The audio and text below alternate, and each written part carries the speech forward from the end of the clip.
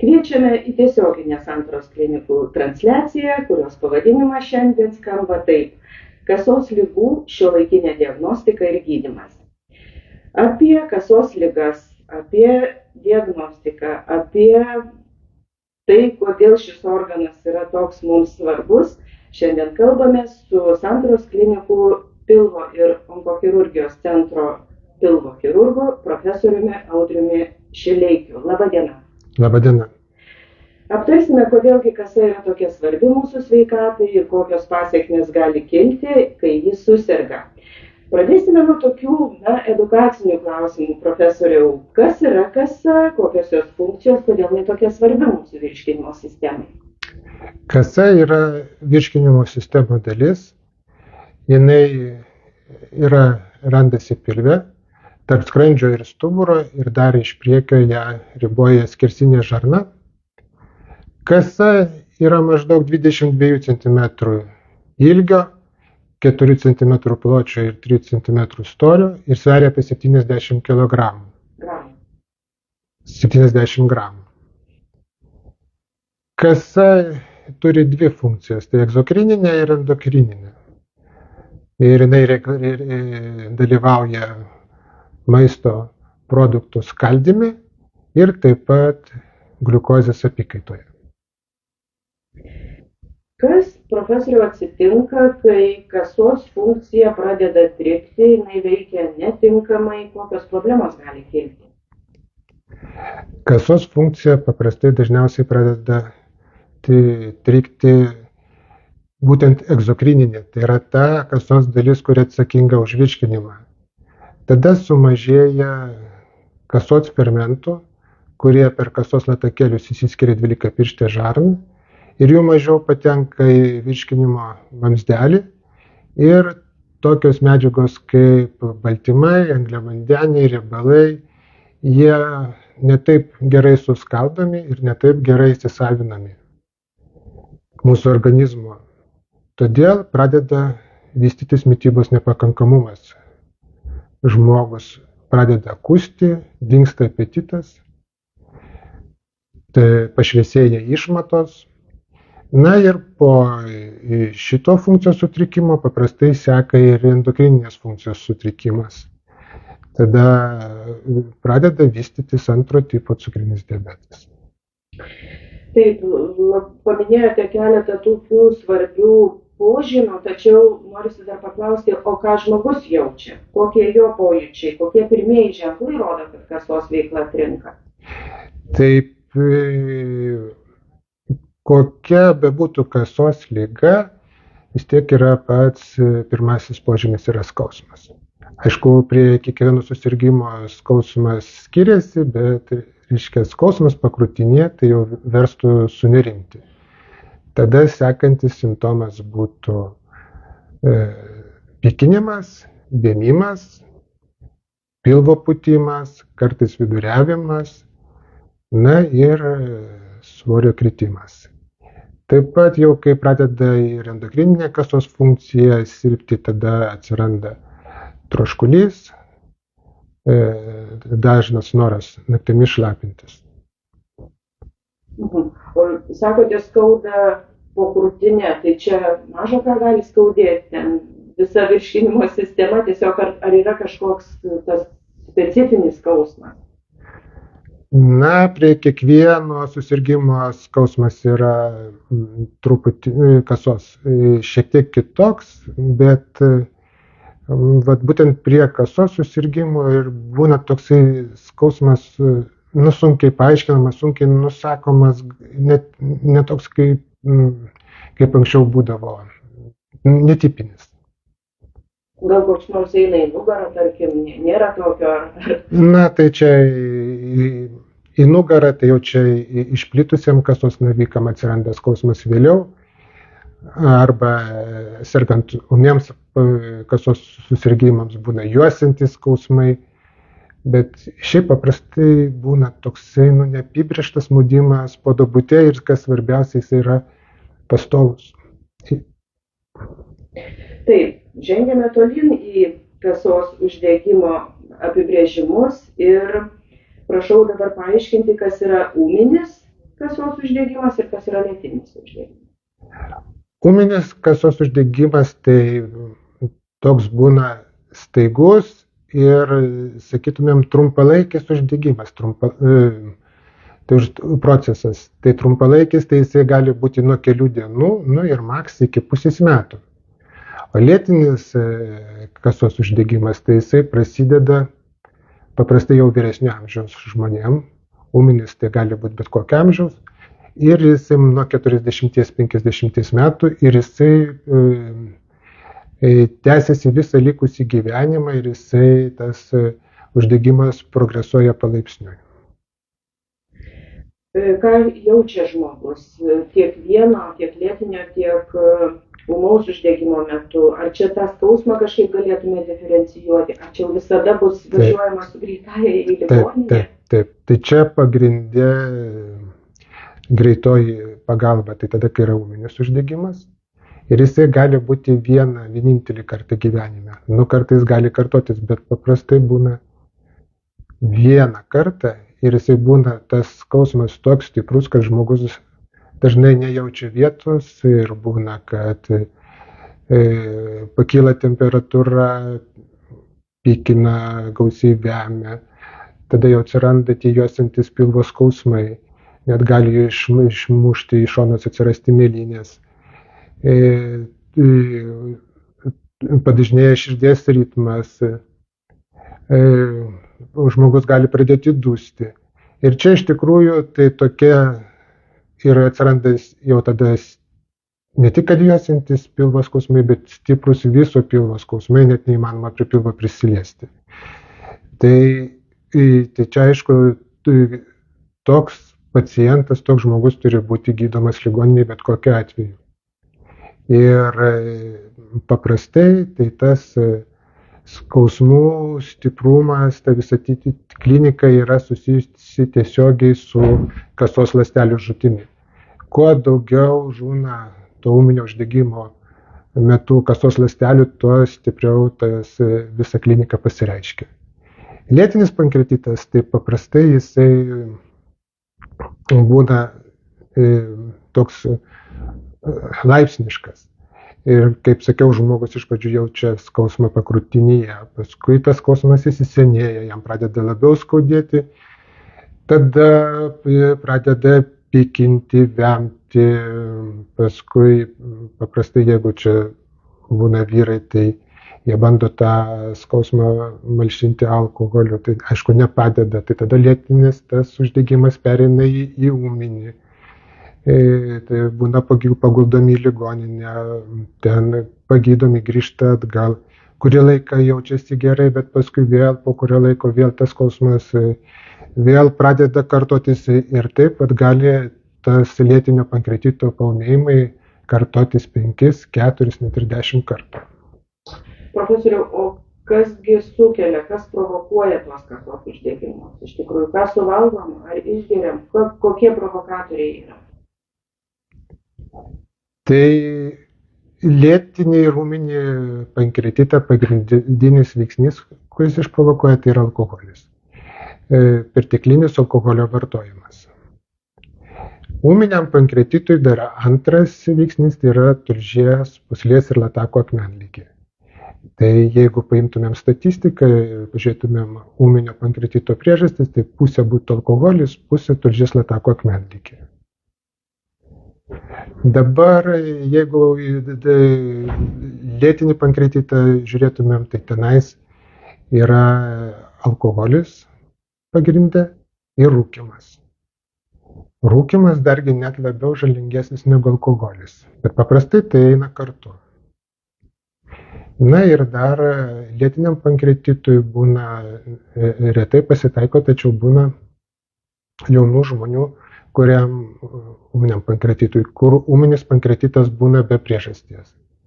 Tai dažniausiai tokiems žmonėms būna įgimtos kasos latakų patologijos arba tam tikrų genų mutacijos.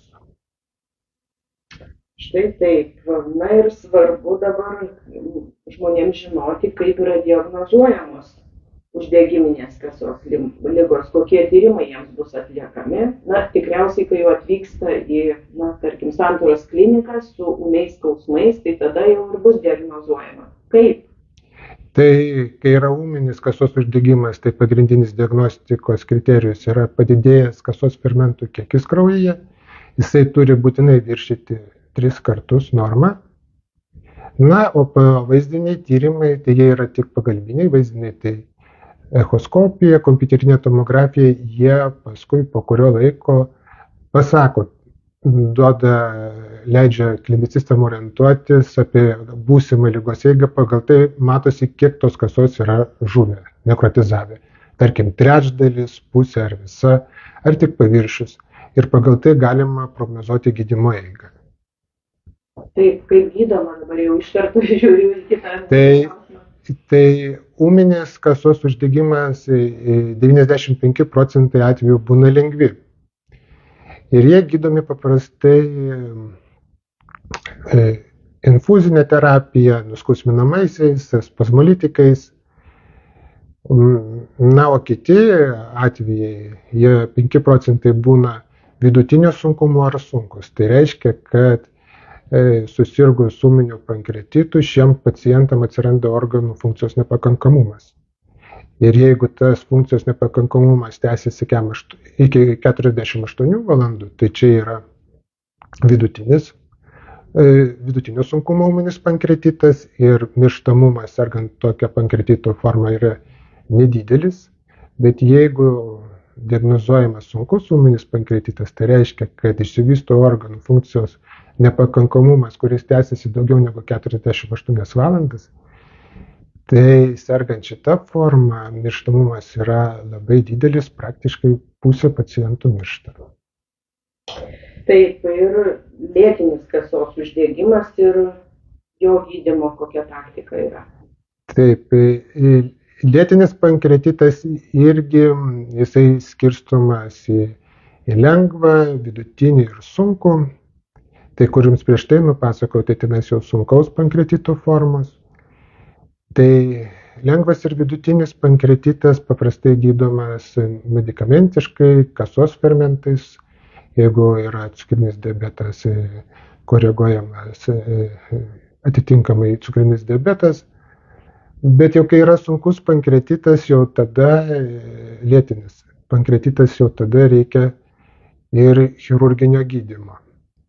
Dabar pagrindiniai kriterijai, tai kai kasoje atsiranda kalcinatai, kai plečiasi kasos latakas, kai atsiranda kasos pseudotumorai, tada jau medikamentinis gydymas jisai praktiškai neefektyvus, tada reikia operuoti. Taip, kita mūsų klausimų grupė yra apie navikinės kasos ligas. Tai ūminės ir lėtinės uždegiminės kasos ligos ir navikai. Čia dabar, ar čia kitas etapas, kitos ligų grupės navikai kasos? Prašom apie jas. Taip, gal kitas etapas būtų lėtinio pankreatito, nes vis dėlto 5% pacientų sergančių lėtiniu pankreatitu suserga paskui ir kasos vėžiu, bet iš esmės tai yra kitas etapas, kai dėl nepaaiškinamų priežasčių tam tikra kasos ląstelių grupė pradeda pagreitintai daugintis. Ir priklausomai nuo to, kaip tos ląstelės dauginasi, tie navikai ir skirstomi į solidinius, tai yra, kai jos dauginasi krūvoj, sudarydami tam tikrą masę, arba cistinius, kaip dauginasi, sudarydami tokias cistas užpildytas skysčių. Tai tos solidinės, tai kaip įsivaizduotume, kad yra tumoras, kaip medikai sako, ar ne? Kaip kumštis, kažkas tokio. Taip, o jau cistos tai yra, aišku, kad puslelės. Ar skirtųsi žmogaus pojūčiai, jeigu jam formuojasi, tarkim, navikas arba cista, ar jisai tiesiog tą uždegimą turi kasos? Taip, cistiniai navikai tai paprastai jie kliniškai labai retai pasireiškia, nebent jie būna labai dideli. Bet tie solidiniai navikai, tai jie turi kliniką. Na, tiesą sakant, 30% jų yra besimptomiai. 30% pacientų, kuriem navikai būna kasos galvoje, pagelsta. Tik tada diagnozuojamas jiems navikas. Bet šiaip apie 70% tų pacientų vis tiek turi tokius klinikinius simptomus, kaip jau ir anksčiau minėjau, būtent kai pacientą vargina pastoviai toksai neaiškus maudimas pakrūtinėje. Ir paprastai būna, kad šeimos daktaras tyria ir skrandį, nieko neranda. Padaro echoskopiją, tulžies pūslinėje, kepenyse nieko neranda. Nusiunčia pas neurologą, irgi į stuburę nieko neranda ir tas žmogus prasikankina keletą mėnesių, o net ir metus. Ir tik po to išaiškėja, kad jam yra kasos navikas. Slapukas pasirodo, taip? Taip. Tai diagnozė ir yra būtent ultragarsu, taip, arba kitais radiologiniais tyrimais. Taip, ultragarsu. Tai ultragarsas būtų toksai kaip beveik skrininginis metodas, bet jisai turi trūkumų, todėl kad jo jautrumas ir specifiškumas nėra labai aukštas, 70–60%. Todėl vis dėlto tokiem pacientam, kuriems neaiški skausmų priežastis, siūlyčiau neapsiriboti vien tik tai ultragarsu, o daryti kompiuterinę tomografiją arba magnetinį rezonansą. Vienos dar gydymo galimybės neaptarėme, būtent kalbėdami apie navikus, tai yra operacija.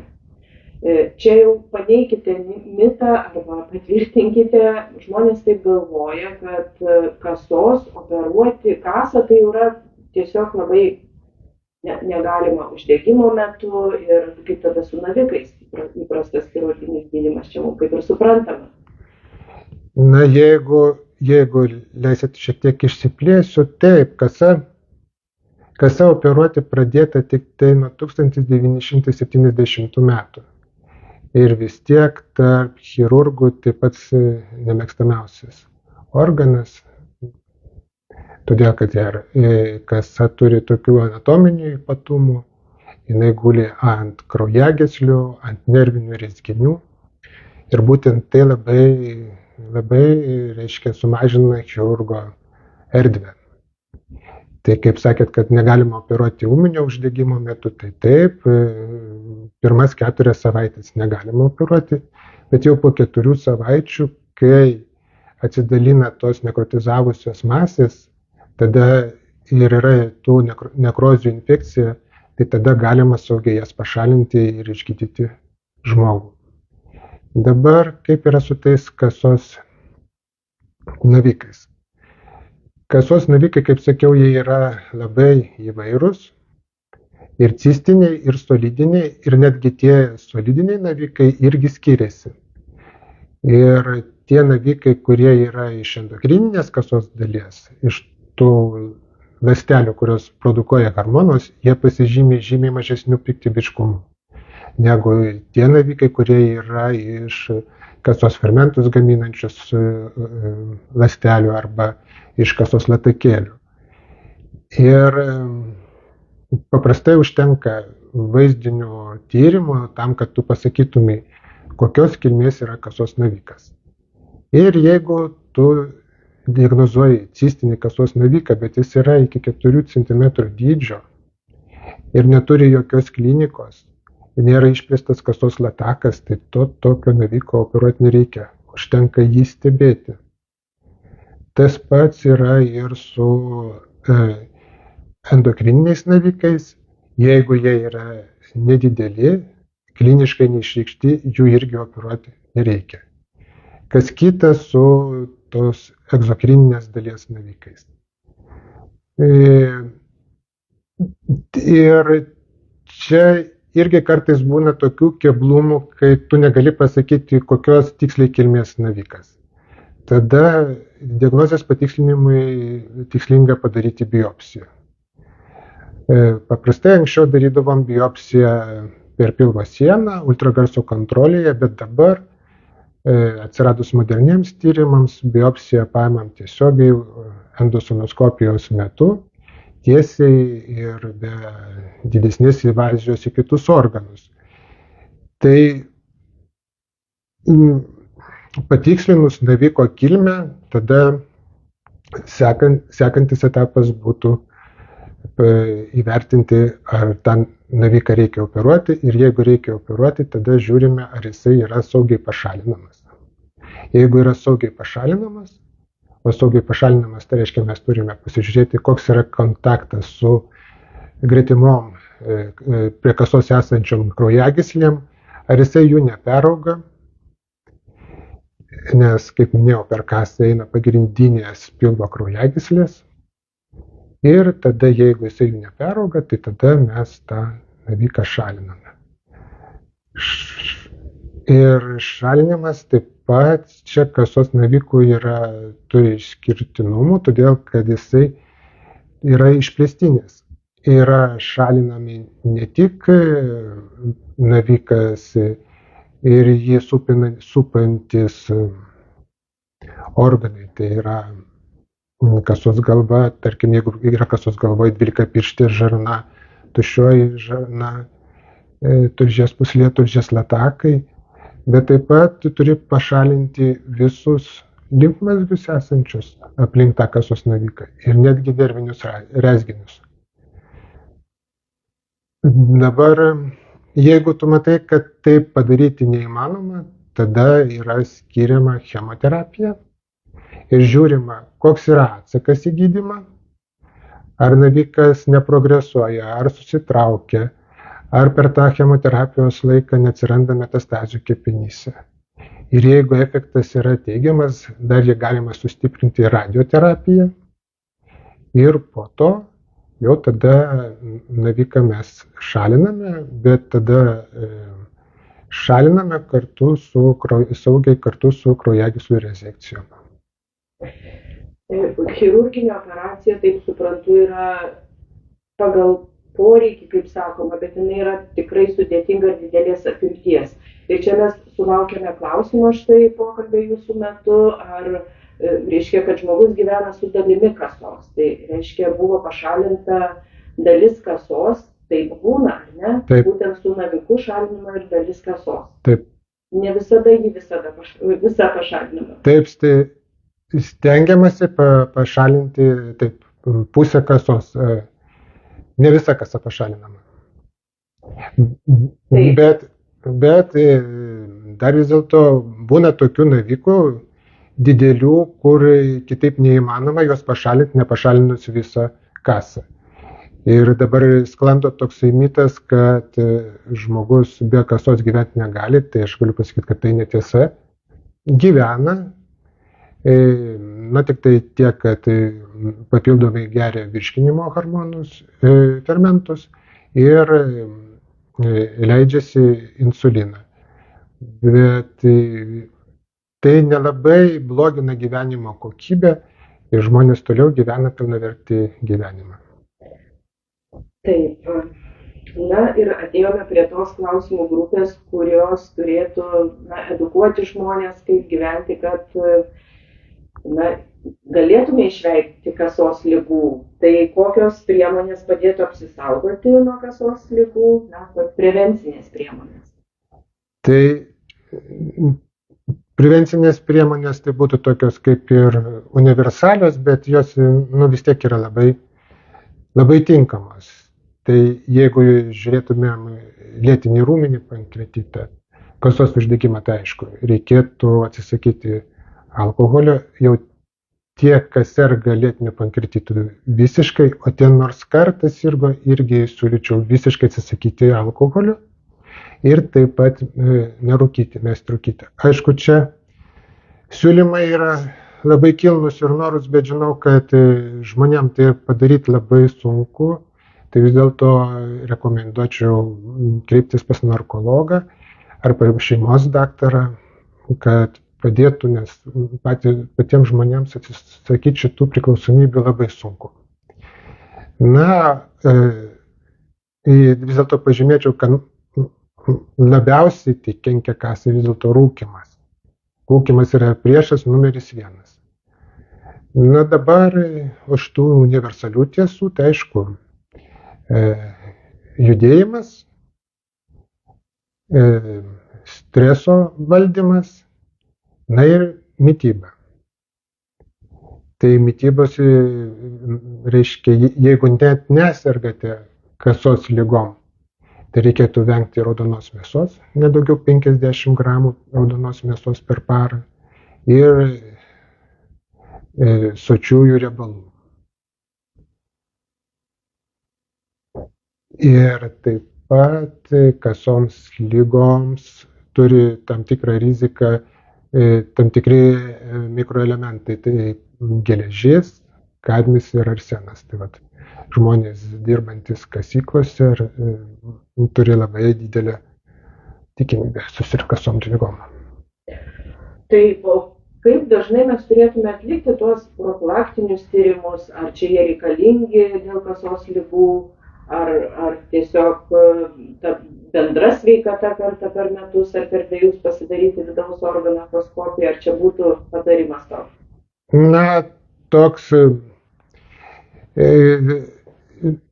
kaip žinom, ta kasos lygos jos yra labai sunkios, paprastai su blogom išeitim ir dabar visam pasaulyje mokslininkai suka galvą, kaipgi padaryti tokias prevencinės programas, tarkim, kaip prie prostatos vėžio, krūties ir taip toliau, bet su kasa nepavyksta, todėl kad visų pirma, tikimybė susirgti kasos navikais yra palyginti nedidelė, tik 1 iš 7 000. Antra, nėra biožymenų specifiškų tik kasos vėžiui. Ir trečia, vaizdiniai tyrimai, tokie, kurie 90% jautrumu pasako, kad pas tave yra kasos navikas, jie yra per brangus ir per kenksmingi žmogaus sveikatai. Tai turiu minty kompiuterinė tomografija ir nepilnai prieinami. Taigi dėja, pakol kas dar tos klinikinės programos nėra. Bet tiem žmonėm, kurie neturi visiškai skundų dėl kasos, tai aš manyčiau, kad profilaktiškai tikrintis nereikia, bet tiem žmonėms, kurie sirgo ūminiu pankreatitu, kurie serga lėtiniu pankreatitu, kuriems atsitiktinai kompiuterinės tomografijos metu diagnozuoti kasos cistiniai navikai, kurių pirmos eilės giminaičiai mirė nuo kasos vėžio, siūlyčiau tikrintis kasą kas 3 metus. Pas šeimos gydytoją? Pas šeimos gydytoją, taip. O kasos lygos beje paveldimos, jeigu jūs paminėjote jau artimų giminaičių mirtis? Taip, tai kasos vėžys, tai jisai nėra paveldimas, tik tai yra padidinta rizika juo susirgti. Yra paveldimos kelios kasos lygos, tai šeiminis lėtinis pankreatitas ir daugininis endokrininių navikų sindromas, MEN1. Tai būtent šios lygos jos yra paveldimos, jas diagnozuoja genetikai, tada genetikai ištiria visus tos šeimos narius genetiškai, klinicistai ištiria kliniškai, vaizdiškai ir kitais tyrimais ir identifikuoja tos šeimos narius, kurias reikia gydyti iš karto, kurias galima stebėti. Tai pradėjote kalbėti apie genetinius tyrimus, būtent štai kasos lygų atveju. Gal galėtumėte tą mokslinę pusę mums trupučiuką praskleisti tos šydą tos mokslinės diagnostikos, šiuolaikinės diagnostikos, kas liečia kasos organą. Kaip planuojama, kas tai yra šiuolaikinė diagnostika? Galbūt taip klausimą formuluočiau. Taip, tai gal sakyčiau, dabarties diagnostika, tai yra šiek tiek, reiškia, dabarties tai yra šiek tiek pavėlavusi, todėl kad mes jau tą lygą diagnozuojame, kai jau yra navikas. Mūsų visų yra tikslas tą lygą diagnozuoti, kai tik bus pradžia. Tai dabar visų mokslininkų jau daug metų yra akis nukreiptos į biožymenų paiešką. Bet ta biožymenų paieška yra labai apsunkinta, todėl kad būna taip, kad vienas biožymuo yra specifinis keliems onkologiniams susirgymams. Tai šiuo metu mokslininkai persiorientavo į genetinius tyrimus. Bet ir čia susidūrė su sunkumais, todėl kad genų mutacijų lemiančių kasos vėžio vystymas yra labai daug, virš 40.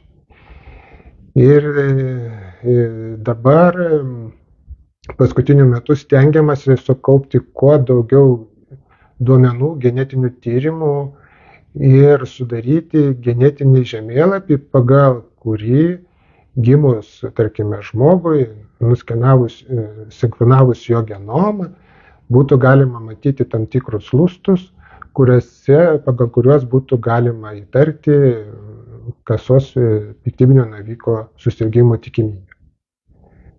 Tai jeigu kalbant apie Santaros klinikas, tai mes kaip ir planuojame kartu su Gyvybės mokslo centru ir su Taivanio universitetu pradėti dirbti šitą kryptimį. Kaip bus, pamatysime. Aišku, tuomet žmogui gimus jau bus sudarytas jo galimų ligų žemėlapis ir jau ta prevencija bus, aišku, visai kitokia. Tai dar čia ateitis, tačiau jau netolima, kaip suprantu. Ačiū Jums, profesoriau, kad supažindinote su kasos ligų diagnostika ir gydymu. O klausytojams priminsiu, kad su mumis šiandien bendravo Santaros klinikų pilvo chirurgas profesorius Audrius Šileikis. Šio pokalbio įrašą galėsite rasti Facebook paskyroje ir Santaros klinikų YouTube kanale. Ir tikiuosi, kad šita informacija visiems bus naudinga. Dar sulaukėme klausimo, kuris yra tikrai ne šios temos klausimas, ir klausytojai priminsiu, jog apie žarnyno vėžį yra kitas mūsų pokalbis su kitu profesoriumi, tai prašom paieškoti šios informacijos Santaros klinikų YouTube kanalo tiesioginių transliacijų sąraše. Ačiū Jums, profesoriau, viso geriausio. Ačiū.